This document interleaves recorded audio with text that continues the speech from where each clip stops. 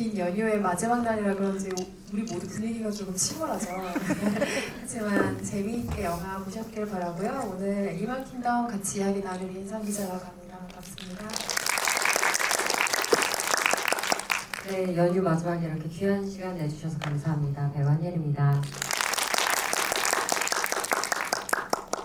저희가 다음부터는 영화 얘기할 일이 있을 때 의상을 좀 따로 맞출까봐요. 저희가 얘기한 게 아닌데 항상 이렇게 컨셉이 겹쳐버리죠. 오늘도 와서 되게 놀랬잖아요. 네. 이게 무슨 일이에요? 생전 둘 다 셔츠 잘 안 입다가 오늘 입었는데 네. 셔츠 입은 모습을 손에 꼽는데 이게 무슨 일이죠? 네, 아무튼 저희 그렇게까지 의상을 맞추면서까지 그런 관종들은 아닌데 이렇지 않게 또 이렇게 됐어요. 네, 연휴 어떻게 보내셨는지 모르겠어요. 근데 마지막을 장식하는 작품으로 꽤 괜찮은 영화라는 생각이 드는데 어떻게 보셨을지 궁금하고요. 오늘 애니멀 킹덤에 대한 여러 가지 이야기 천천히 나눠보도록 하겠습니다. 일단 영화 첫인상 어땠어요? 우리가 영화를 여러 번 봤잖아요. 저는 처음에 영화를 봤을 때 몇 번 이렇게 눈물이 나는 지점들이 있었는데 마지막에 정말 훅 하고 이게 올라오는 거예요. 그래서 눈물을 막 흘리면서 엔딩 크레딧을 봤던 장면이 떠오르는데 곰곰이 생각해봤어요. 왜일까? 왜 이 영화가 그런 힘이 있는 걸까? 뭘까라는 생각을 하면서 두 번째 이제 영화를 봤을 때는 조금 더 영화적 의미에 대해서 그래서 생각해보면서 봤었어요. 그래서 이 영화가 굉장히 많은 것들을 이야기하고 있고 굉장히 많은 사회적인 이야기들과 그리고 가장 개인적인 어떤 이야기들을 동시에 하고 있구나 이런 이슈들을 다 건드리고 있어서 관객으로 하여금 어떤 부분 나에게 닿는 부분들이 생길 수밖에 없는 이야기겠구나라는 생각도 들었고요. 한 사람의 성장을 보는 과정이 굉장히 뭉클할 수밖에 없겠다라는 생각이 들면서 이 영화에 대한 인상이 딱 강하게 들었던 것 같아요. 저는 영화 처음 딱 보자마자 대학교 다닐 때 학부 시절에 진짜 오래된 기억인데 수업 시간에 들었던 무슨 한마디랑 이 영화가 되게 겹치는 것 같은데요. 이 생각이 내내 머리를 맴돌다가 그게 무엇인지 제가 얼마 전에 드디어 생각을 해냈는데 그 이탈리아 사상가 중에 뭐 철학도 하고 뭐 사회운동도 하고 하셨던 분 중에 안토니오 그람시라는 유명한 사람이 있어요. 그 사람이 예전에 했던 얘기 중에 구세계와 신세계 사이를 이제 비교하면서 그러니까 근대화에 빗대서 이 사람은 사실 얘기를 한 건데 옛 세계는 죽어가고 있고 새로운 세계는 태어나기 위해서 고군분투하고 있다. 그러므로 지금은 괴물의 시대다라는 이야기를 학부 시절에 제가 어렴풋이 들었던 기억이 나는데 낸단 말이에요. 뭔가 괴물 뭐 이런 얘기가 있었던 것 같은데 뭐였지 하다가 이 문장은 저도 굉장히 오랜만에 떠올렸는데 정말 바야흐로 새롭게 태어나기 위한 고군분투하는 어떤 세계를 우리가 이 영화를 통해서 목격한 것이 아닌가라는 실감이 1차적으로 저에겐 있었고요. 좋아하는 영화의 스타일은 사실 어떤 이야기를 하느냐, 누가 만들었느냐 뭐 이런 여러 가지 요건에 따라 달라지지만 크게 잘 정돈된 어떤 느낌을 주는 영화가 있는가 하면 영화가 참 단정하고 좋다라는 인상을 받는 영화가 있는가 하면 뭔가 정도는 잘 돼 있지 않은데 막 생동감, 역동성 이런 게 너무 쉴 새 없이 나를 건드리고 있는 기분이 맞아요. 드는 영화가 있죠. 그런 기운이 조금 남다르게 나를 휘어잡고 있다라는 인상을 받는 작품이 있는데 저에게 이 영화는 당연히 후자였고요. 장면 하나하나가 마치 좀 심장 박동 같은 인상을 받았는데 왜 그런가 생각을 해보면 여러 이유가 있을 것 같아요. 일단은 수인화라고 하는 이유를 알 수 없이 인간이 동물로 변할 수도 있는, 게다가 그게 어떤 특정한 인간만이 아니라 말 그대로 랜덤으로 그냥 누구나 변할 수 있는 이런 세계관이기 때문에 조금 원초적인 인상이 있어서 그런 것인 것 같기도 하고, 또 하나의 중요한 이유는 이 애니멀 킹덤이라는 작품 자체가 기본적으로 미스터리 성격을 가질 수밖에 없죠. 이를테면 누가 언제 수인토를 변할 건가, 그리고 보다 보면 에밀이 변하는 것 같은데 그렇다면 에밀은 언제 어떤 존재로 온전하게 변이된 모습을 우리에게 보여줄 것인가 라는 미스터리도 있고, 또 하나는 언제 들킬 것인가 하는 미스터리가 있잖아요. 그래서 이런 미스터리들, 뭐 역동감 이런 것들이 막 증폭이 되다가 마지막 장면은 정말 놀라운 감동으로 탁 터져버리는 감흥을 주는 작품인데 만약에 제가 각본을 쓰고 연출하는 사람이라면 어디 한번 막 울어봐라 하고 그 마지막 장면을 만들진 않았을 것 같아요. 그런데 기어이 눈물이 터져버렸다는 거는 아주 순수하게 이 영화가 가지고 있는 힘에 설득당했다는 뜻이기도 하거든요. 그래서 그런 기분을 느낀 영화는 저는 좀 오랜만에 네네. 만난 것 같은 인상이 있었고요. 아까 얘기해 주신 것처럼 뭔가 정리가 잘 된 영화들은 근래 좀 본 것 같아요. 뭔가 잔잔하면서도 이렇게 뭔가 이야기하고 싶어하는 어떤 부분이 극명하게 드러나는 영화들은 저도 많이 본 것 같은데 이 영화는 정말 진짜 계속 심장이 같이 뛰고 있는 느낌이었고 마지막에 달려나가는 모습에선 저도 같이 달려나가는 기분이 들어서 이 영화가 더 특별했던 것 같아요. 저도 뭔가 제 심장을 이렇게 퉁퉁퉁 치는 그런 느낌을 많이 받았던 것 같아요. 뭐 약간 오해가 있으실 수도 있겠지만 정돈되지 않은 인상이라고 하는 거는 뭐 이 영화가 엉망이다 뭐 이런 뜻이 전혀 절대 아니고 아니죠. 그 어떤 만듦새에 있어서 굉장히 어떤 구조적으로 잘 짜인 느낌을 주는 영화들이 있잖아요. 그래서 그 구조 안에서 굉장히 빽빽하게 우리가 그 길을 따라가면서 보게 되는 인상을 주는 영화가 있는데 그런 영화는 아니었다라는 정도의 뜻이었고요. 영화에서 받을 수 있는 여러 가지 그 증폭되는 감흥 중에 저는 감흥을 크게 만들었던 것 중에 하나가 프랑스와와 에밀이 다름 아닌 아버지와 아들의 관계였기 때문인 것 같아요. 이게 저는 예리 씨도 마찬가지지만 딸로 태어난 이상 그렇죠. 죽을 때까지 절대 이해할 수 없는 관계이긴 하죠. 부자 관계라는 것이. 그런데 모자 관계도 아니고 모녀 관계도 아니고 부녀도 아닌 이 특별한 부자 사이라는 게 이 영화의 감흥을 조금 더한 점이 있다면 어떤 점이라고 생각하세요?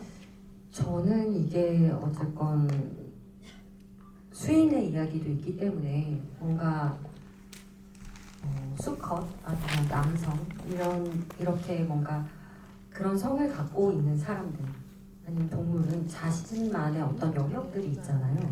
그 영역을 침범하지 않는 느낌들을 이 아버지와 아들이 줬던 것 같아요. 그래서 이게 모성이 아니라 부성으로 이야기가 진행이 되고 아버지와 아들로 이야기가 진행이 되는 이유는 뭔가 자신의 어떤 독립적인 부분들이 있고 거기서 서로 이해하고 그걸 맞춰 나가려고 하고 그리고 뭔가 아버지가 느끼는 그런 묵묵하게 지켜봐주는 모습들 이런 것들이 아이가 어떤 방향으로 성장을 하던 너의 뒤에 내가 있고 항상 내가 너를 지켜보고 있고 이런 이야기들을 끊임없이 해주잖아요. 그런 게 굉장히 큰 울타리인 것 같아요. 그런 모습들을 보여줄 수 있는 게 아버지와 아들이기 때문에 좀 가능했지 않았나라는 생각도 들었고 그리고 저는 프랑스화가 또 자신이 굉장히 사랑했던 엄마를 찾는 모습도 되게 인상 깊었어요. 이게 아들이라는 존재, 자식도 굉장히 중요하고 지금 지켜야 될 가족이지만 나의 와이프, 내가 한때 너무너무 사랑했던 이 사람을 지키고 어쨌건 이 사람이 어떤 식으로든 불행한 일을 겪지 않게끔 해주고 싶어 하는 거 그리고 다시 나의 곁으로 돌아와 주길 바라는 이런 마음들도 물론 마주칠까 두렵고 어쩔 때는 본인이 이걸 원하는지 마주치는 걸 원하는지 안 원하는지도 모르겠지만 어쨌건 필사적으로 그 와이프를 찾는 모습도 이게 남성이니까 가능한 거 아닐까라는 생각도 좀 더 들었고요. 그리고 마지막에 이제 에밀이 축제에서 돌아왔을 때 아버지하고 이제 손톱을 자르려고 하는 장면에서 되게 대등하게 탁 둘이 붙거든요. 그런 장면들은 사실 굉장히 폭력적일 수 있는데 그게 아버지와 아들이기 때문에 이게 대등하게 붙을 수 있는 힘이 생기는 것 같아서 거기서 이제 느껴지는 팽팽함이나 이런 씬들이 굉장히 좋았던 것 같아요. 그런 거는 다 아버지와 아들이기 때문에 가능했던 장면들이 아닌가라는 생각이 좀 들었어요. 방금 언급하신 장면 같은 경우는 뭐 피지컬 대 피지컬 이게 문제가 되기도 하지만 저는 그 장면에 포함해서 아버지와 아들이라는 거는 모르겠어요. 여기 계신 많은 실제 부자 관계를 알고 계신 분들이 더 감흥을 느끼시겠지만 저는 그냥 제가 바깥에서 외부에서 그 관계를 보기에 서로를 되게 깊이 사랑하긴 하는데 조금 서투르고 투박한 관계 같아요. 어긋날 때 좀 이렇게 세심하게 어긋나는 게 아니라 좀 투박한 관계성을 부자 관계는 좀 가지고 있는 게 아닌가 느낌을 받을 때가 있는데 실제로 영화에서 프랑스화가 자신의 방식을 어떻게 아들에게 관철시키는가를 영화가 앞부분부터 꾸준히 보여줘요. 아마 이 사람은 과거에 꽤 급진적인 사상을 가지고 있었던 사람일 것 같아요. 하지만 어느덧 좀 타성이 젖어있는 사람으로 보이는데 이를테면 초반에 프랑스화가 어떤 사람이었는지를 영화가 굉장히 힌트를 많이 주죠. 대사로서. 뭐 반항도 용기야. 나한테 맞서지 말고 사회에 맞서라고 얘기를 한다던가 인간은 정착하면 안 돼. 뭐 정착하면 죽음이야. 이번 기회야. 이런 식의 이야기를 한다거나 병원에 그 엄마를 만나러 갔을 때 의사와 상담을 하면서 세상을 흔들지 못하는 자는 존중하지 말라고 했어요. 뭐 르네샤르가 프랑스 시인의 말이죠. 이런 이야기를 하기도 하는데 이런 걸로 봐서 프랑스와는 처음에 자신감이 굉장히 넘치는 사람인 것 같고 자기가 세상을 바라보는 방식에 확고한 기준과 확신이 있는 사람인 것 같아요. 그러니까 아내를 구하려는 어떤 계획도 세울 수 있는 것 같은데 아내를 구하기 위한 일종의 모험에 아들 에미를 끌어들이는 것도 저는 마찬가지 이유인 것 같거든요. 내가 오라. 나에게 확신이 있기 때문에 할 수 있는 행동인데 저는 프랑스화가 점점 자신의 방식에 의문을 품기 시작하는 이 과정이 너무 흥미로웠어요. 왜냐하면 의심을 하면서 자기 확신이 이렇게 깎여나가는 그래프를 프랑스화가 그린다면 에밀은 자신을 통제하던 것에서 자기 해방으로 나아가는 쭉 상승의 그래프를 그리거든요. 부와 신의 세계가 네, 부딪히는. 그렇죠. 부딪히죠. 서로 좀 엇갈리는 그래프 형태가 되는데 거기서 부자관계의 힘이 말하자면 조금씩 역전이 되는 상황인 거죠. 힘의 균형이 좀 깨지는 상황인 건데 프랑스화가 이전에는 아들에게 자신의 비전으로 세상을 바라보기를 원하는 좀 수직적이고 권위적인 모습을 보였다면 거기에는 뭐 여러 가지가 있겠죠. 아들이 변하는 게 좀 두렵기도 하고 언젠가 나의 세계를 넘어설 것에 대한 두려움도 분명히 가지고 있었을 것이지만 점차 아들을 지원하고 아들의 말을 경청하고 끝내 새로운 경험을 열어주는 존재로 프랑스화가 변화한다는 점에서 사실 수인화되진 않았지만 물리적인 변화를 겪진 않았지만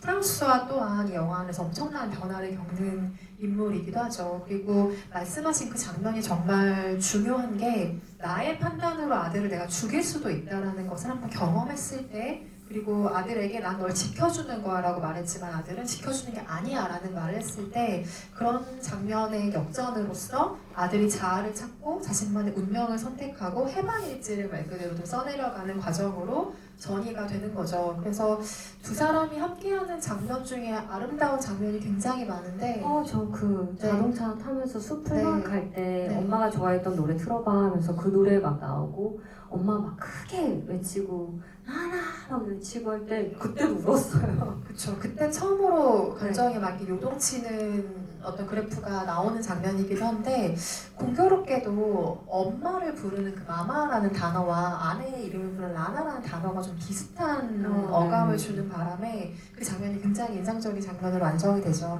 어쨌든 프랑스어는 아들에게 좀 새로운 세상을 열어주는 존재로서 영화에 등장을 하는데 이 감독이 비교적 최근에 아빠가 됐대요. 그러니까 자기 아이가 태어난 사람이고 그러면서 부모가 자녀에게 무엇을 물려줄 수 있는지 어떤 세상을 열어줄 수 있는지에 대한 생각이 조금 많았던 거죠. 뭔가 감독이 생각하는 어떤 이상적인 아버지가 추가됐을 수도 있겠다. 그럴 수도 있고요. 그래서 좀 이런 여러 가지 판타지를 통해서 뭐 부자 관계도 그렇고 좀 원하는 대로 관계가 흥미롭게 이 관계를 좀 파헤치기를 바라는 각본을 썼다고 이야기를 하고요. 아버지와 아들의 관계를 중심에 두고 시드니 룸에서 허공의 질주 같은 영화도 감독의 레퍼런스로 많이 떠올렸다고 해요. 그 영화 보신 분들은 아시겠지만 부모 세대의 어떤 잘못으로 젊은 시절에 대의명분 때문에 계속해서 도망치는 삶을 살아야 하는 그 부모에게서 조금은 다른 삶을 살려는 그 아들의 이야기가 이 영화의 어떤 줄기였죠. 이제는 볼 수 없는 리버 피닉스의 연기를 볼 수 있는 영화이긴 한데 어쨌든 뭐 그런 영화를 레퍼런스로 감독이 삼았다거나 봉준호 감독이 괴물을 하나의 레퍼런스로 삼은 게 굉장히 재미있는 지점인데 등장인물의 삶에 리얼리즘과 판타지가 뒤섞인 부분 때문에 그 영화를 레퍼런스로 삼았다고 합니다. 실제로 보시는 분들마다 여러 가지 레퍼런스가 떠올려지는 영화이기도 한데 어떤 영화들 좀 떠오르셨어요? 저는 딱 보고 나서 제일 먼저 떠올랐던 영화는 애니메이션 늑대 아이가 제일 먼저 떠올랐고요. 거기서 이제 세상을 살아가는 이제 아이들을 위해서 엄마가 이 아이들에게 좀 더 많은 기회를 주고 좀 더 많은 선택을 해주기 위해서 이제 시골로 내려가잖아요. 숲이 가까운 곳에서 아이들이 자라게 하면서 자연스럽게 사회도 높고 아니면 숲에서 또 자라게 하면서 본인들이 성장 과정에서 어떤 식으로 삶을 이제 선택을 할지 그런 기회들을 엄마가 열어주면서 만들어내는데 그런 모습이 되게 프랑스화랑 되게 비슷하다는 느낌도 받았었고 뭔가 이것도 성장일지 같은 느낌이 있어가지고 저는 늑대아이가 가장 먼저 떠올랐던 것 같아요. 그래서 그 모습들이 이런 식으로 되게 이상적이게 존중이 된다면 너무너무 좋겠다라는 생각들도 들었고 이 애니멀 킹덤 또한 그런 부분을 이야기하고 있는 것 같아서 많이 닮은 느낌이었어요. 영화 안에서 인상적으로 이 영화를 계속 바라보게 만드는 힘 자체가 배우한테서 엄청나게 나오는 작품인데 엄청나죠, 엄청나죠. 에미를 연기한 폴 키르셰는 우리의 정말 발견이라고 해도 과언이 아닐 정도로 너무 멋진 행복했어요. 배우죠. 네. 어떤 점에서 좀 탁월한 에미를 보여줬다고 생각하세요? 제가 어제 이제 영화를 한 번 더 같이 봤었는데 그런 얘기 했었잖아요. 앉아 있는데도 세포 분열을 계속하고 있는 느낌이라고 저 사람.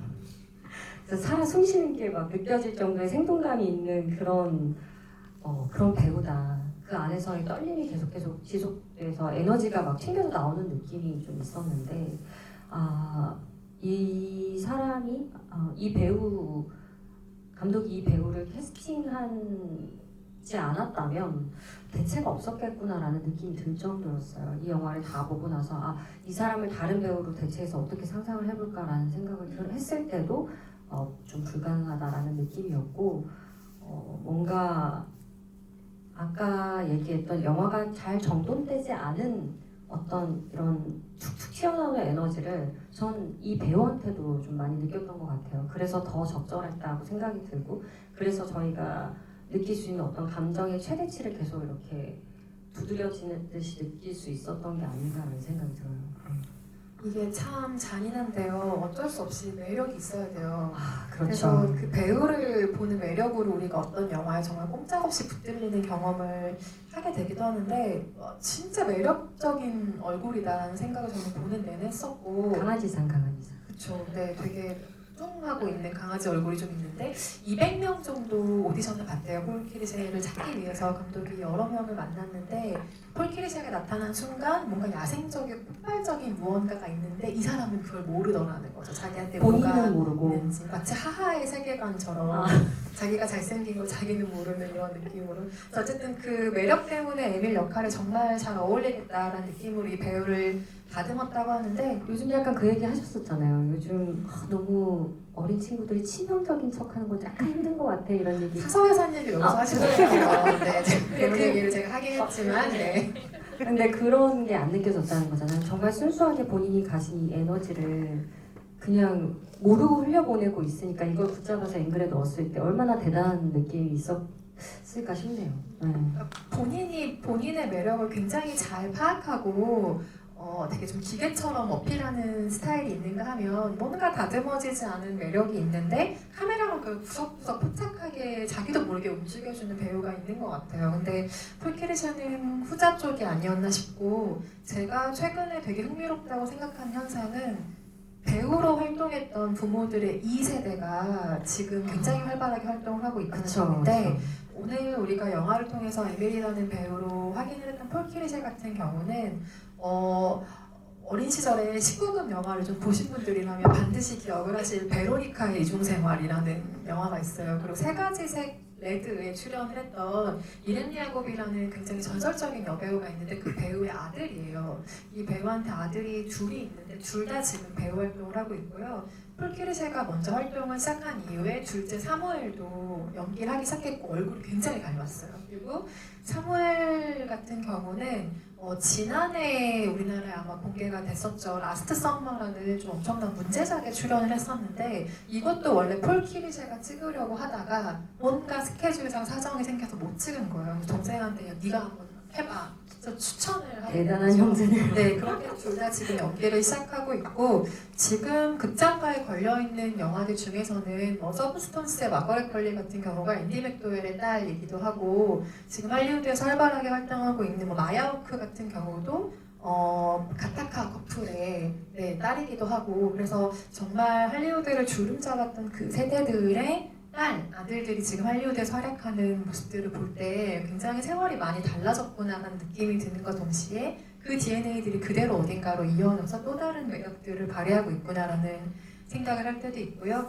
여러 가지 테마들이 조금 떠오르는 작품이긴 한데 정말 읽을수록 많은 결이 느껴지는 작품이기도 하죠. 어떤 키워드들을 좀 영화에서 읽으셨어요? 전 개인적으로는 성장, 청소년 시기의 어떤 성장과 그리고 독립, 이제 다 자라서 뭔가 품과 곁을 떠나게 되는 한 인간의 어떤 모습, 그리고 난민의 수용, 이런 나라에마다 각각 걱정하고 있는 그런 문제들, 그리고 인종차별, 아니면은 뭔가 자신의 성 정체성에 대한 문제일 수도 있겠다라는 생각과 확대되면 정말 지구 환경에 대한 문제까지, 그리고 어쩌면 이 인간이 수인화되는 거는 또 다른 인간의 진화일 수도 있겠다라는 생각까지 하게 한 영화였던 것 같아요. 정말 이게 확장이 되면 진짜 무궁무진할 수 있겠다라는 생각이 들었어요.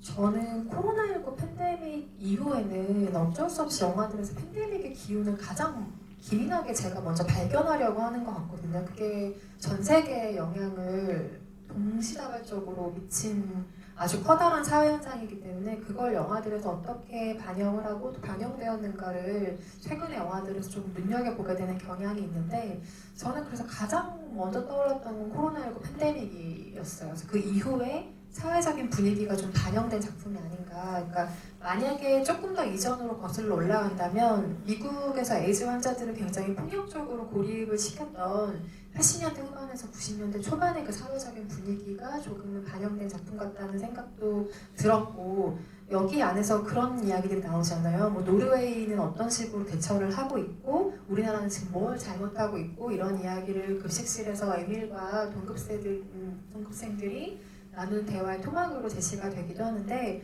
그게 최근 팬데믹 상황을 둘러쌌던 각 나라의 공중보건의식이라던가 사회적인 담론이 어떻게 됐었다거나 이런 거를 떠올리게 하는 지점들이 있죠. 생각을 해보면 우리는 그럼에도 계속 마스크를 썼고 각자 검사도 했고 그리고 일부 고립을 경험하기도 했고 일부는 가족을 잃었지만 일상은 어찌됐든 계속 굴러가는 경험들을 팬데믹 시기에 한 거잖아요. 하지만 그런 은유를 읽을 수 있을 뿐 팬데믹을 직접적으로 차용한 영화는 아니고요. 팬데믹을 둘러싼 사회 정치적인 우화처럼 느껴진다면 그것은 우연일 가능성이 아주 큰 것이 작품 자체는 코로나19가 규정되고 퍼지기 이전인 2019년에 각본이 완성된 작품입니다. 감독이 자기가 다니던 학교에서 그 예술 학교에서 시나리오 검토를 할 일이 심사를 볼 일이 있었는데 그 중에 폴리모니에라는 학생이 쓴 인간과 동물 사이의 교배에 관련된 어떤 이야기를 보고 굉장히 그 설정이 흥미로워서 공통각본을 쓴 형태로 이 애니멀 킹덤이라는 작품을 완성을 한 거고요. 거기에 더한 감독 개인의 관심사였다면 예전부터 아버지와 아들의 이야기를 해보고 싶었다라는 이야기를 하죠. 근데 그게 어떤 부자 관계와 권력 관계라기보다는 평범하고 각자의 흠과 결핍이 굉장히 많은 두 남성 캐릭터가 자기를 재발견하는 이야기에 관심이 있었는데 그걸 이번에 부자 관계로 풀어냈다라는 이야기를 하기도 하고요. 전제 자체는 사실 굉장히 단순하죠. 그러니까 이상적인 어떤 변이가 사회에서 일어났고 거기에 적응을 하든 부적응을 하든 하는 사람들의 어떤 혼란 같은 것을 그렸다는 점에서 전제가 아주 복잡한 영화라고는 할 수 없을 것 같은데 그 단순한 전제를 감정적으로 재건축을 굉장히 잘한 작품이라는 생각이 들어요. 그 설정 자체는 간결하지만 거기서부터 뻗어나오는 감흥이 한 갈래로 정리되지 않는 굉장히 여러 갈래로 뻗어나가는 작품인데 저는 이게 잘 빚은 우화 알레고리의 특징인 것 같기도 해요. 굉장히 잘 빚어낸 원형의 이야기는 여러 갈래로 사람들에게 감흥을 주는 거죠. 그래서 말씀하신 것처럼 나한테 생명을 준 부모로부터 자기 존재를 찾아서 진정한 자아를 찾는 독립적인 성장 스토리로 읽히기도 하고 또 에밀의 나이가 사춘기라는 점을 감안하면 이제 곧 성인의 길목에 들어서는 10대 마지막 시절임을 생각하면 그때는 동물적인 충동과 불안 같은 걸 경험하는 시기이기도 하잖아요. 그래서 그런 것과 잘 연결된 설정인 것 같기도 하고 어떤 몸에 대한 변화를 본다면 성인이 될 때 자기 몸에 대한 변화의 감각을 굉장히 어색하게 느끼다가 점차 그걸 본능적인 것으로 받아들이기도 하고 처음에 두렵고 막 분노가 일고 했다가 그게 호기심으로 되고 어떤 순간은 자부심으로 변해가는 것들이 있잖아요. 그 디테일을 저는 에밀 캐릭터를 통해서 굉장히 잘 보여줬다고 생각해요. 성장의 은유들을요. 그리고 아까 이야기했던 것처럼 팬데믹이 되어가는 동시대 어떤 풍경을 이야기할 수도 있죠. 그리고 이민자 문제라든지 여러 가지 배척과 관용과 구획짓기를 왔다 갔다 하는 동시대 풍경들일 수도 있고 이 모든 사회적인 확장성을 품고 정말 기상하듯이 날아오르는 이야기라는 점에서 굉장히 인상적인 테마의 여러 가지 점들이 읽힙니다. 그리고 장르 영화인가 싶지만 사실은 장르 영화는 아니에요. 하지만 장르 영화의 어떤 성격들을 활용한 지점들이 분명히 있는 것 같은데요. 그 부분 때문에 좀 긴장감을 가지면서 계속 봤었던 것 같아요. 처음에 진짜 무슨 SF 영화 시작처럼 이렇게 차들이 쫙 서 있고 더 이상 움직이지 못하고 막 이러고 있다가 뭔가 폭탄이나 아니면 외계인이 쳐들어올 것 같은데 갑자기 그냥 구급차에서 투닥투닥 하다가 픽스가 툭 하고 튀어나오잖아요. 그런 장면에서 뭔가 픽스가 나왔으면 이제 잘 날아서 멋지게 쫙 이렇게 갈 것 같은데 계속 삐그덕삐그덕 거리면서 잘 날아가지 못해요. 그런 부분들이 되게 인간적인데? 라는 느낌 때문에 이건 약간 현실적인 건가? 라는 생각도 들게 하고 그리고 에밀이 처음에 차에서 튀어나갈 때 무슨 일이 생길까봐 약간 걱정했었는데 그런 것도 다 잘 돌아와요. 다시 사람들이 하고 그리고 말로 뱉죠. 미쳤다고 세상이 미쳐가고 있다 이런 이야기들도 하고 그리고 수인이 이렇게 집에 등장했을 때도 번개가 치면서 탁 등장할 때 어떻게 되는 거 아니야 했지만 그냥 사라져요. 뭔가 뭐 창을 깨부시고 들어온다던가 무슨 일이 일어난다던가 이런 것도 없고 뭔가 되게 긴장감을 계속 주면서 그렇지만 괴물처럼 굉장히 현실에 닿아 있는 이런 수인을 보게 되고 그래서 뭐지라는 느낌과 이 영화는 장르물이 아니고 드라마구나를 더 확실하게 느끼게 했던 것 같아요. 네. 저도 오프닝 장면에서 그걸 완전 확실하게 감지하고 들어갔던 것 같은데 제가 그 오프닝 장면에서 뭔가 위화감이 드는데 뭔지를 잘 모르겠더라고요. 처음 볼 때 왜 내가 이 장면이 약간 어색하다고 느낄까. 근데 그걸 나중에 알게 된 게 도로에서 저러는데 아무도 소리를 안 지르잖아요. 보통 재난 영화 상황이면 저런 난리가 벌어졌을 때 네, 소리를 지르거나 사람들이 거리로 뛰쳐나오거나 차들이 막 뒤엉키거나 하는 게 기본적인 재난 영화 시작의 풍경일 텐데 아무도 뭘 하지 않고 가만히 제자리에 있었던 게 제가 처음 볼 때 즉각적으로 이상하다는 인상을 받았던 거예요. 근데 영화를 다 보고 나서 돌이켜보니까 이게 이미 이런 식의 이변이 생긴 지 2년 정도가 지난 그쵸. 상황이고 네. 사람들이 말씀하신 대사같이 굉장히 이 문제를 냉소적으로 바라보고 있는 시기가 되었다라는 게 오프닝 장면에서 어렵지 않게 설명이 이미 된 거죠.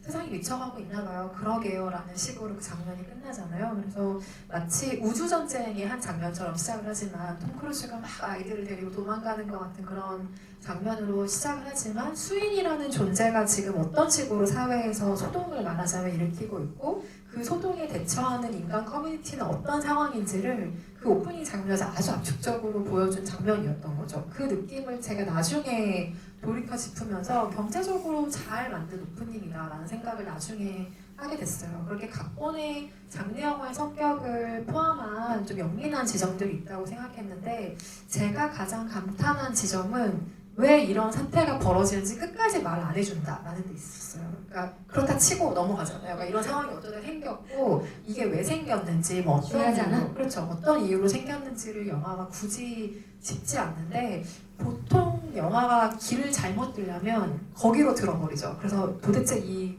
문제의 근원지가 어디에 있고 이걸 해결하기 위한 얼마나 정부 부처를 비롯한 각 단위의 노력이 있고 항체를 가진 사람은 누구고 뭐 여러 가지 좀 재난 영화의 공식으로 풀 수도 있을 텐데 실제로 이 영화의 각본 단계에서 감독이 가장 힘들었던 부분도 그거라는 거예요. 그러니까 각본을 쓰면 모니터링을 주변에 하잖아요. 그래서 좀 부족한 부분을 질문 받기도 하고 어떤 부분을 수정했으면 좋겠는지 이야기를 나누기도 하는데 각본을 보여준 사람마다 모두 이게 왜 이렇게 된 건지 설명을 해달라고 했다는 거야, 감독한테. 그래서 오히려 모두가 설명해달라는 거 듣고 감독이 아, 이거는 끝까지 미스터리로 유지를 해야겠다라는 생각을 했다고 해요. 왜냐하면 이유가 설명이 돼버리면 이건 왜에 대한 영화가 돼버리기 때문에요. 왜 이런 현상이 일어났는지, 왜 이렇게밖에 할 수 없었는지에 대한 영화가 될 수밖에 없는데, 사실 이 영화에서 감독이 하고 싶었던 이야기는 어떻게죠. 그러니까 이 시기는 2년 동안 상황이 지난 상황이라고 하면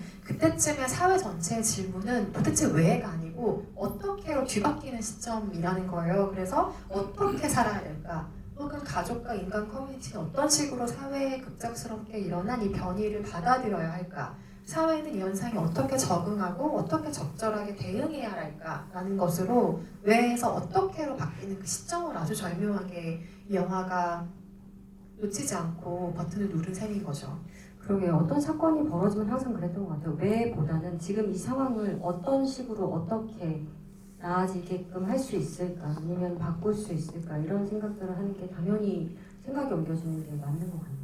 네. 그래서 그런 설계 안에 장르 영화의 장치들을 조금 비트는 방식으로 이 영화가 재미있게 활용하고 있는 것도 프랑스 영화에서 흔히 볼 수 없는 작법이라는 생각이 들어요. 이를테면 그 식당 여주인이 자기 동생이 수의가 되는 과정에서 은밀하게 숨겨주고 있었다는 것이 밝혀진 그 장면에서도 카누가 옆으로 숭숭숭 이렇게 날아가는 장면을 한 것으로 보여주잖아요. 그런 장면을 보면 보통은 재난 영화에서 큰일 나는 거죠. 그 주인공은 이제 살아남지 못하는 헬기 뜨고 막 장면이 되는 거죠. 그런데 이런 식의 조금 비트는 방식으로 장르적인 재미있는 주제 그걸 다른 방식으로 활용한 재기가 좀 돋보이는 작품이 아니었나 싶고, 그런 장르성을 다르게 활용한 건 공간에서도 좀 두드러지는 것 같은데 영화 안에서 좀 특징적으로 보신 공간이 있었을까요? 전 숲이 가장 그랬던 것 같아요. 숲이 너무 커다랗다라는 생각을 일단은 많이 들었고 저 숲을 계속 바라보고 살고 있다면 이런 이야기가 나올 수도 있겠구나라는 생각들도 들었어요. 그리고 영화를 보고 나서 이건 되게 그냥 우스갯소리지만 대한민국에서 숨을 숲이 있을까라는 생각이 한 번 더 들었고, 그런 것 때문에 뭔가 숲과 도시가 너무 가깝고 고립되는 느낌이나 아니면은 아주 장엄한 느낌이 없기 때문에 우리의 상상력이 약간 갇히는 것도 있을까? 막 이런 생각까지 저는 들더라고요. 그래서 그 공간이 주는 힘이라는 게, 환경이 주는 힘이라는 게, 그리고 사람이 어떤 환경에서 자랐느냐에 따라서 정말 다르게 생각할 수 있구나라는 생각이 들었어요. 저도 숲 보면서 똑같은 생각했어요. 이런 풍경을 어릴 때부터 보고 자라면 이런 이야기와 그림이 조금 더 쉽게 연상이 되는 걸까? 이런 생각을 하기도 했고, 여기서 프랑스화가 왜 관리가 쉽게 소나무 같은 거나 심으니까 숲이 이렇게 망가지지 뭐 이런 식의 이야기를 했는데, 망가진 거구나 저게. 그러니까요. 관리를 안 했다면 얼마나 더 옳지 않을까 이런 생각을 하기도 하고, 어쨌든 그런 장소가 아니었다면 이런 이야기를 상상하기 조금 어렵겠죠. 이를테면 그 넓은 옥수수 밭에서 한밤에 추격전이 벌어진다라고 하는 상상 자체를 할 수가 없잖아요. 그런 옥수수 맛이 없죠. 그쵸. 네. 그래서 뭐 어느 밭에서도 뛰어도 그런 박진감은 안 나올 텐데 한국에서라면. 그런데 일단 그런 공간이 있으면 그 공간 안에서 벌어진 어떤 이야기를 상상을 해낼 수가 있는 거죠. 그래서 실제로 감독이 잠재적으로 어디서 찍으면 좋겠다라고 생각을 해놓은 공간들을 조금 둘러보면서 구체적인 스토리텔링을 실제로 했다고 하는데, 거대한 숲을 한번 가보거나 그런 숲으로 둘러싸인 지방도시 같은 데 가서 이야기를 조금 더 구체화를 하게 된 거죠. 그래서 영화 속에 나오는 배경은 프랑스 남부 지역 중에 하나인데, 감독이 실제로 청소년 시절을 많이 보냈던 공간이래요. 그래서 소나무 숲, 뭐 옥수수 밭, 호수 같은 것들, 그래서 수백 년, 뭐 길게는 수천 년 동안 변함없이 그 공간에 있었던 것들을 보면서 보면서 그 이야기들을 상상을 한 것 같고, 감독의 말에 따르면 실제로 도착해서 그 장소들을 보면 시간을 거슬러서 올라가는 것 같아요. 완전히 다른 시공간에 있는 것 같은 인상을 받았다고 하고, 풍경 자체만으로 등장인물들의 여정을 이야기할 수 있는 영화를 원했는데 그 공간이 이 이야기 굉장히 잘 부합한 셈이죠. 또 하나의 조금 재미있는 사연이라면, 영화의 촬영을 맡은 카메라 감독이 감독의 친형이에요. 와. 한 살 차이 나는 형제가 이제 영화를 같이 완성을 한 건데 형제도 대단하네요. 네, 그래서 데이비드 케일리라는 촬영 감독이 수색을 하면서 뭐 원시림도 좀 찾아내고 물 위에 나무가 솟은 호수도 좀 발견을 하고 그림으로 좀 나올 만한 장소들을 생각을 한 거죠. 그런데 이 이야기가 완전히 다 해피엔딩만 아니었던 것이 그렇게 장소를 찾아 놓았을 때 2002년 여름에 촬영 중에 화재가 한번 숲에 난 거예요. 그래서 거의 전소되는 상황이 있었다고 해서 5주간 촬영을 영화가 중단한 어떤 아픔도 있었는데 이 감독이 굴하지 않고 위성 이미지를 막 주신 거예요. 그래서 비슷한 느낌을 줄 만한 장소들을 찾아서 비스카로스라고 하는 지역의 근처 해변 휴양지에서 마무리 촬영을 했다고 하는데 어쨌든 불타기 전에 숲의 모습을 일부 영화에 담을 수 있었던 것도 이 영화의 굉장한 행운 중에 하나가 아닌가 싶습니다. 어쨌건 그래도 새로 찾은 지역도 프랑스 내에 있는 지역이라고 그렇죠. 하잖아요. 아, 참 부럽네요. 그런 부분은. 영화가 수인의 존재를 등장을 시키면서 아직은 인간으로서의 모습을 조금은 갖추고 있지만 더는 완전히 인간이라고 부르기 어떤 어려운 존재를 등장을 시키는데 우리가 이런 경우들이 있잖아요. 이를테면 엑스맨 서사 같은 걸로 인간이라고 하기는 조금 어려운데 인간이 아닌 존재로 인간성을 이야기하는 영화들이 있잖아요. 이런 방식의 효과는 뭘까요? 왜 우리는 항상 이런 이야기를 하게 될까요? 글쎄요, 이제 너무 많은 산업화랑 가장 본질적으로 우리가 익히 알아야 되는 것들이나 지켜야 되는 것들을 자꾸 잊어가면서 살아서 그런 것 아닐까라는 생각들이 들어요. 그러면 그런 존재들이 변하려면은 다른 식의 영향들이 필요하고 누군가가 그거를 일깨워줘야 되는 경우들이 많고 그리고 변화되고 싶어 하지 않잖아요. 사실 인간은 유지되고 싶어 하지 변화되고 싶어 하지는 잘 않기 때문에 그런 부분을 더 건드려줄 수 있는 아니면은 뭔가 푸시해줄 수 있는 그런 다른 인간이 아닌 다른 존재가 필요해서 그런 것 같다는 생각은 좀 들어요. 저는 사회가 복잡해질수록 인간다움에 대한 더 넓은 사고가 필요하기 때문인 것 같아요. 그래서 인간을 인간답게 만드는 게 대체 뭔가 생물학적으로 인간처럼 생긴 형태가 인간적인 것인가 아니면 뭐 공감할 수 있는 능력인가 인간성이라는 게 대체 뭘까를 이런 식으로 사고를 넓혀가는 어떤 시대에 살고 있다라는 생각이 드는데 그래서 저는 이 영화에서 일부러 변이가 빨리 안 일어나는 것 같아요. 굉장히 느리게 일어나고 점진적인 형태로 동물화가 수인화가 되는데 그렇게 동물의 특성을 보일 때마다 인간으로서 할 수 있었던 하나씩을 못하게 되잖아요. 뭐 자전거를 못하게 된다거나 소리에 예민해진다거나 힘이 세진다거나 그렇게 인간적인 특성을 잃는 디테일을 보여주는 것도 마찬가지 이유라고 생각이 드는데 이러면서 영화에서 보여지는 것 중에 가장 우리가 빨리 하려고 하는 것은 타자화죠. 구획화. 뭐 수용소를 짓는다. 우리와 같이 커뮤니티에 두지 않는다. 이런 식의 구획화를 두는데 그 모든 것을 벗어난 공존이라는 게 어떻게 가능할까까지 이야기가 확대가 되죠.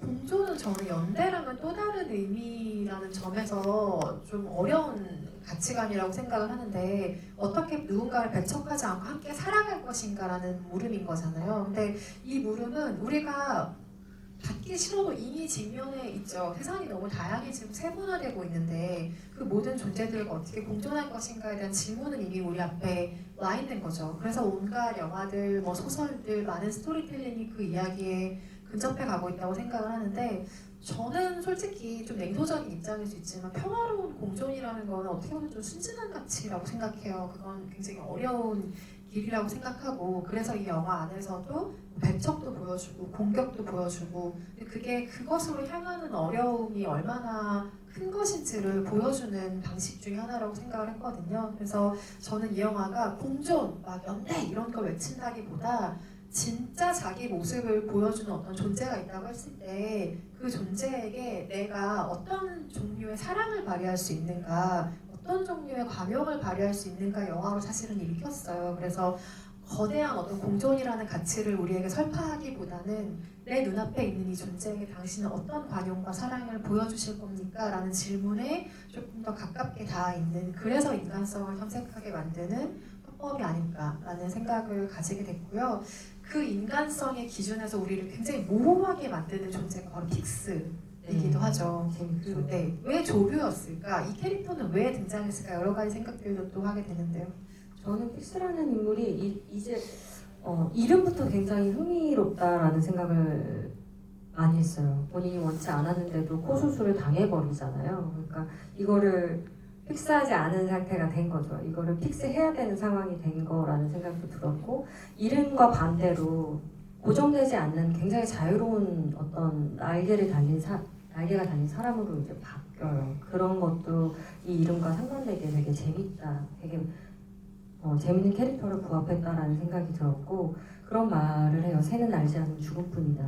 그러니까 이게 그 사람은 어쨌건 최대한 본인의 이런 본능에 맞춰서 충실하게 그것을 해내려고 굉장히 노력을 하죠. 생존에 걸린 문제니까.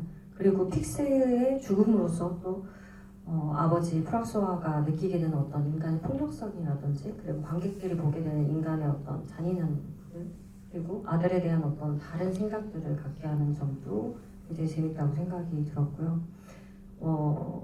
또 픽스와 에밀의 그런 연대, 그런 게 되게 종은 다르고 전혀 완전히 다르다고 우리가 생각하는 어떤 부분의 두 케이스지만, 둘은 친구처럼 연대하고 좀 더 서로가 서로에게 도움이 되려고 굉장히 공존해서 사랑하려고 하는 모습들을 계속 보여주거든요. 그런 모습들이 또 인간보다 나은 거 아닌가? 더 순수하게 뭔가 이들은 사랑하고 있는 거 아닌가? 라는 생각을 하게 했던 것 같아요. 저는 이걸 아까 얘기한 여러 가지 테마 중에 그냥 에밀이라는 존재의 독립기, 성장기라는 테마로 국한을 한다면 픽스는 꼭 필요한 캐릭터예요. 사실 되게 기능적인 캐릭터이기도 하거든요.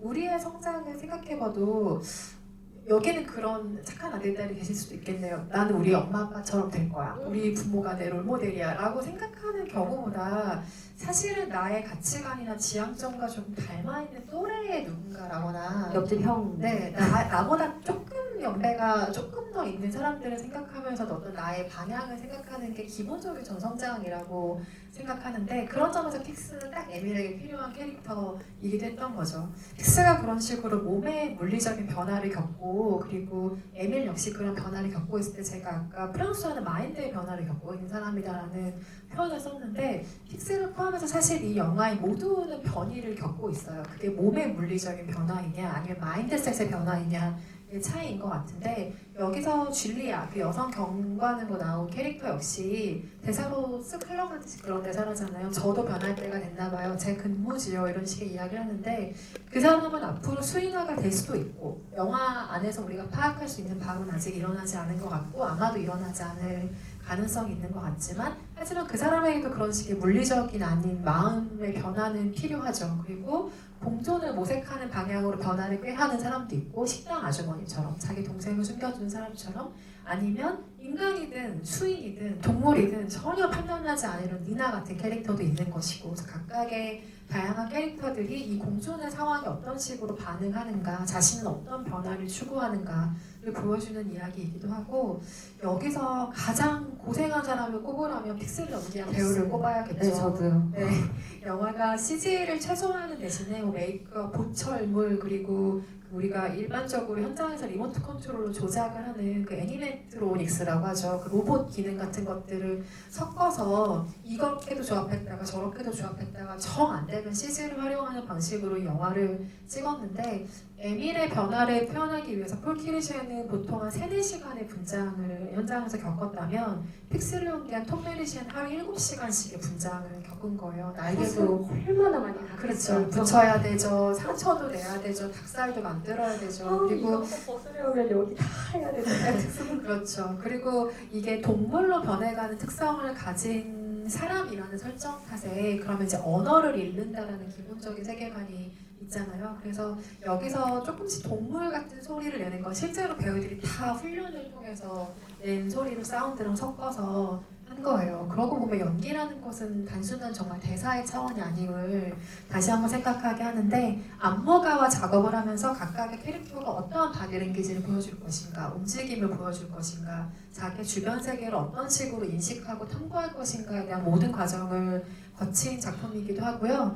여기서 그 잠깐 등장하는 장면이지만 에밀이 나중에 수인들이 모여있는 수석의 커뮤니티에 갔을 때 이렇게 어깨뼈를 정말 이상하네요. 어깨뼈를 움직이면서 바닥을 기어가는 파충류가 네, 보이잖아요. 네, 뱀 네, 같은. 네. 그리고 마켓에서 왜 문어처럼 변해서 막 이렇게 달려가는 그 두 명은 무용수래요. 그래서 그 무용수의 움직임들이 필요하기 때문에 무용수도 쓰고 뭐 특수분장도 거치고 이런 식으로 좀 물리적인 변화들을 통해서 만들어낸 작품이기도 합니다. 보면서 되게 놀라긴 했어요. 견갑골이 어떻게 저렇게까지 움직이지? 네. 움직임이 좀 남다르다는 네. 생각을 하셨군요.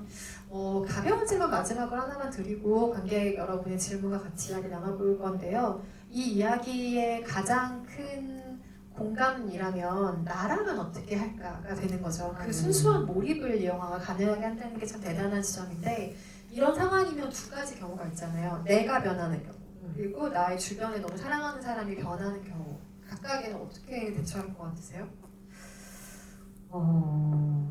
일단 내가 변하는 경우면 너무 두려울 것 같아요. 너무 두렵고 어떻게든 이 변화를 막아보려고 할 것 같아요.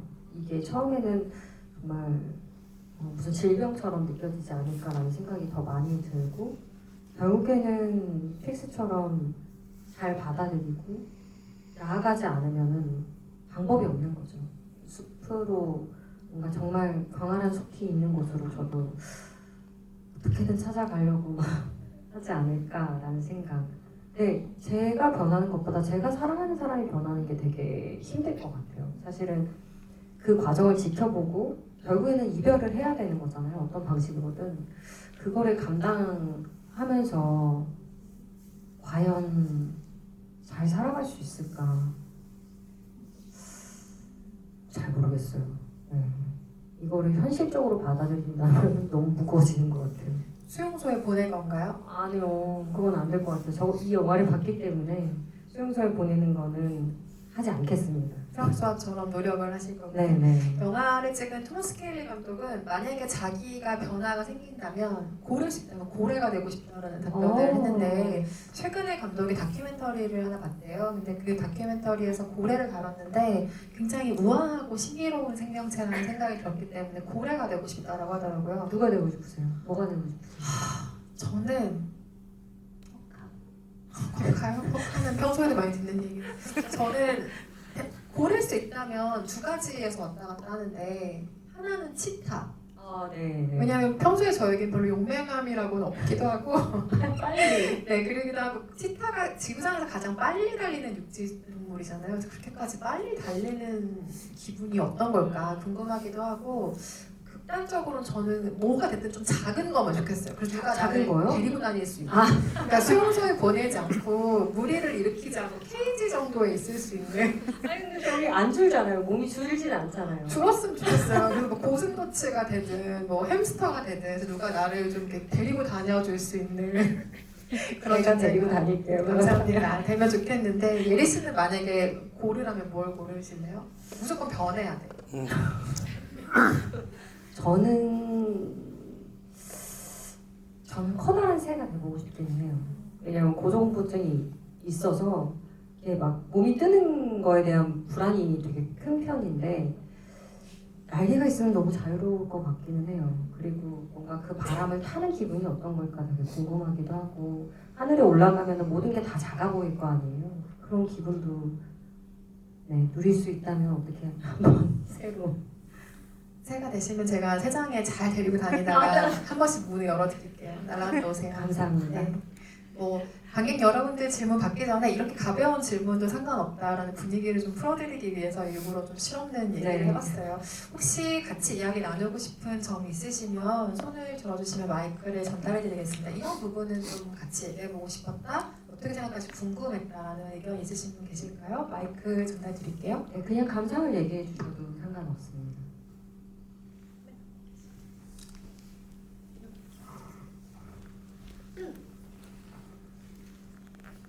두 분 말씀 잘 들었습니다.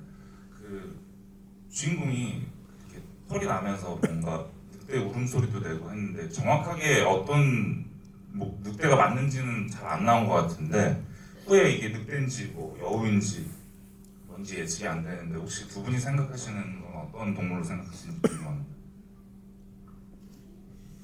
저는 개인적으로 늑대였으면 해요. 네, 뭔가 늑대였으면 하고 그렇게 생각하는 이유 중에 하나는 리나와의 관계 때문에 더 그랬던 것 같아요. 어떤 그런 부분의 로맨틱함들이 늑대는 왜 한 명의 반려와 함께한다고 하잖아요. 그래서 조금 더 로맨틱한 느낌의 저는 늑대가 됐으면 좋겠다. 네, 제 바람은.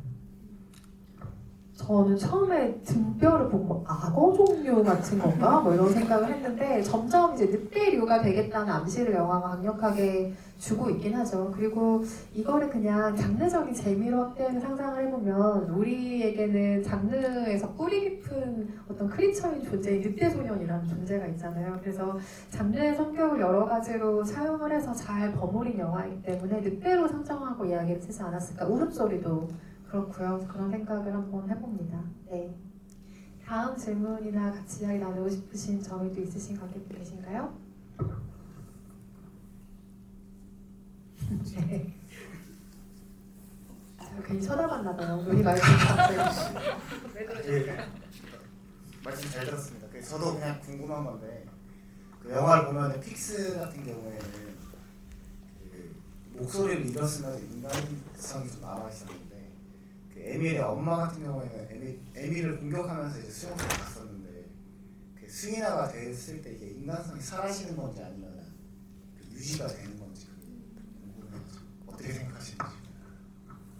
저는 그 공격이 굉장히 프랑스와와 에밀이 부딪혔을 때의 공격처럼 그러니까 본인이 의도해서 그렇게 했다기보다는 충동적인 어떤 일이었을 것 같아요. 그래서 그런 그 부분에서 뭔가 의도가 왜곡된 부분이 분명히 있었을 거다라는 짐작을 할 수 있었어요. 그 장면을 보면서. 그리고 중간에 이제 왔을 때 엄마가 되게 커다랗게 이렇게 와서 무슨 일이 벌어질 것 같으니까 불안으로 계속 에밀을 집어넣잖아요. 그런 장면들도 모든 거를 다 잊었지만 사랑을 했던 어떤 존재에 대한 기억들은 확실하게 갖고 있다라는 생각들이 좀 들었어요. 저는 이거 역시 그 왜 수인아가 일어나고 있는지에 대한 원인을 영화 끝까지 밝히지 않은 것처럼 이 각본의 영리한 지점 중에 하나라고 생각하는데 잘 생각해보면 수인이 인간을 공격하는 장면이 없어요. 먼저 인간이 위협을 가하거든요.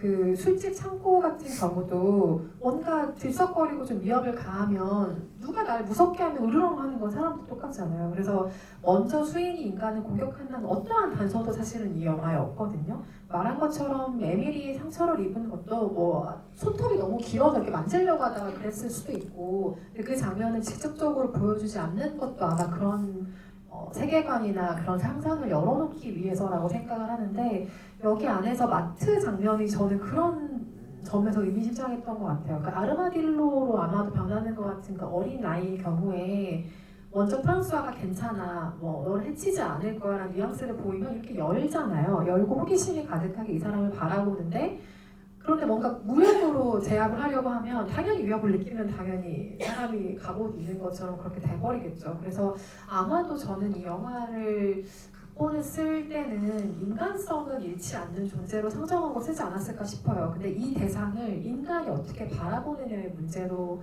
치환해서 이야기를 들려주고 싶지 않았을까 하는 생각을 해요. 그래서 아마도 잘 생각해보면 이 영화에서 무력으로 진압하는 모든 장면을 제외하면 어쩌면 평화로운 커뮤니티가 가능했을 수도 있겠다라는 상상을 끊임없이 하게 만드는 면이 이 영화에는 있다고 생각합니다. 네, 질문 감사합니다. 한 분 정도만 더 이야기를 들어볼까요? 네, 바로 뒷줄에 계신 분이요.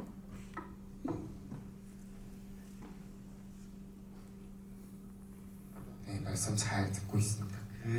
저는 이나와 에밀이 서로에게 끌리는 게 되게 독특하다고 느꼈는데 니나가 가진 주의력 결핍이라는 장애가 있잖아요. 이게 인간 사회에 적응하기에는 문제가 될 수 있는 부분인데 그런데도 이제 에밀에게 끌린 거는 그런 어떤 마이너리티로서 동질감을 느낀 건지 아니면 그런 곳에서 본능적으로 흥미를 계속 에밀에게 포착한 건지 에밀이 동물로 변하는 거 알면서도 이나는 에밀을 사랑하는 끌리기로 결정을 한 거에 대해서 되게 흥미롭다고 느꼈는데 그거에 대해서 두 분의 의견을 듣고 싶고 그런 이나에게 에밀은 왜 끌렸을까 그것도 두 분에게 얘기를 듣고 싶습니다. 저는 그거를 보고서 뭔가 부족하다는 생각을 하지 않았었어요. 이나가 그게 본인 주의력 결핍이 있다 이런 얘기를 했을 때도 사실 모든 사람은 다 조금씩 부족한 부분을 갖고 있는데 그거에 대해서 그냥 이나는 편하게 오픈을 먼저 한 거죠. 에밀에게. 난 사실 이렇기 때문에 이런 사람이고 나란 사람이 이런 사람이야 라고 했기 때문에 에밀이 뭔가 조금의 부족한 부분이 있더라도 더 쉽게 다가갈 수 있었던 것 같아요. 마음을 열었기 때문에. 근데 사실은 다 보면 그 친구들이 조금씩 자신의 주관대로만 생각하는 어떤 것들이 있거든요. 그것도 사실은 맞다고 얘기할 수는 없잖아요. 그러니까 다 자기의 주관과 어떤 그런 걸로 판단하고 본인이 완벽하다고 생각하는 거는 그럴 수 없다는 걸 저는 얘기하고 있다라고 생각하거든요. 오히려 반대로. 그래서 그 먼저 오픈한 이나에게 쉽게 다가갈 수 있는 건 되게 자연스러운 어떤 행보였다라는 생각도 들고요. 그런 부분에 있어서 성장이라는 코드도 같이 묶이는 것 같아요. 우리는 성장을 하면서 많이 휘둘리잖아요. 많이 부딪히고 망가지고 막 이러면서 다시 제자리에 오고. 근데 이거를 같이 끌어안아 줄 수 있고 서로가 부족함을 인정할 수 있는 사람하고는 그걸 나아가고 앞으로 전진할 수 있다는 생각이 들어요. 근데 그렇지 않은 사람과는 피하게 되고 부딪혀봤자 대화가 안 되게 되고 이런 상황들이 연속이 되니까 뭔가 둘이 만나는 거는 굉장히 당연한 게 아닌가. 네, 영화적으로 그런 생각이 들었어요. 네, 딴 얘기할 수 있는데 전 니나 되게 멋있던데요? 그러니까 처음에 좀 실수를 하잖아요. 처음 본 사람에게 결례가 될 수 있을 만한 어떤 행동을 하는데 바로 벌떡 일어나가지고 너한테 그럴 의도는 아니었어. 저 그래서 약간 프랑스 아이들은 저런가? 라는 생각을 살짝 역시 관용의 사회에 사는. 그래서 그 본인의 실수를 바로 그렇게 바로잡는 모습이 진짜 멋있다고 어려운 일이잖아요. 생각을 했는데 나아가서 그 고백을 하죠. 난 주의력 결핍이야. 그리고 나아가서 또 그런 고백도 하죠. 내가 그런 진단을 받기 전에 나는 그냥 사랑받는 게 너무 중요한 사람인 줄 알아서 말하자면 관종짓을 했는데 내가 알고 보니 주의력 결핍이어서 그랬던 거였어라고 자기에 대해서 파악해가는 캐릭터로 니나도 제시가 되잖아요. 그래서 그 성장의 단계에 있는 그 두 캐릭터를 각각 좀 다른 방식으로 보여준 두 캐릭터였다는 생각이 들고 저는 판단하지 않는 태도는 진짜 많은 것들을 보게 한다고 생각해요. 내가 이미 눈앞에 있는 대상이나 아니면 사람이든 뭐 사물이든 현상이든 뭔가를 내 기준으로 판단해버리는 순간 그만큼만 보이거든요. 그러니까 에밀의 다른 동급생들은 괴물이라고 하고 뭐 만나지도 않은 어떤 괴물을 만난 사례를 막 무용담처럼 늘어놓기도 하고 시청과 학원은 반대 방향인데 얘기를 지어내기도 하고 혹은 다시 한번 통금이 생기면 나는 죽을 거야 막 이런 식의 이야기를 하기도 하는 반면 판단하지 않는 사람은 수인을 가까이 둘 수 있고 그렇게 위험하지 않은 존재라는 것도 알 수 있고 하물며 나 사랑에 빠지기에 전혀 어려움이 없는 존재라는 것까지 알게 되잖아요. 그러면 뭐 여러 단점에도 불구하고 니나는 동시대에 살고 있는 사람들보다 훨씬 넓은 눈을 가지겠죠. 더 많은 면들을 보겠죠. 그래서 에밀이 왜 니나를 사랑하게 되었는지까지는 구체적으로 설명하기 좀 어렵지만 판단하지 않는 태도가 얼마나 많은 것들을 가능하게 하는가를 니나로서 보여주는 영화였다고 생각해요. 그래서 굉장히 인상적인 캐릭터 중에 한 명이라는 생각을 합니다. 그리고 사랑에 빠지는데 사실 이유가 없겠어요. 그리고 저라도 에밀이 전화 오면 관심 갖겠네요. 그런 생각이 들기도 하고요. 네, 이건 농담이었고요. 네, 오늘 애니멀 킹덤 관련해서 예리 배우와 같이 이런저런 이야기 나눠보았는데요. 감상에 해가 되지 않는 선에서 좀 즐겁게 감상을 증폭시키는 시간이 되었기를 바랍니다. 오늘 어떠셨는지 끝인사 들려주시고 마무리할까요? 네, 저도 이 영화 보고 나서 되게 흥분되는 느낌을 받았었는데 여러분들께서도 그런 느낌을 다 받으셨을 거라고 생각이 들어요. 좋아하는 분들과 아니면은 사랑하는 분들과 이 영화 한 번 더 봐주시면 너무 좋을 것 같고요. 좋은 이런 자리에서 이 영화에 대해서 얘기할 수 있어서 즐거웠습니다. 감사합니다.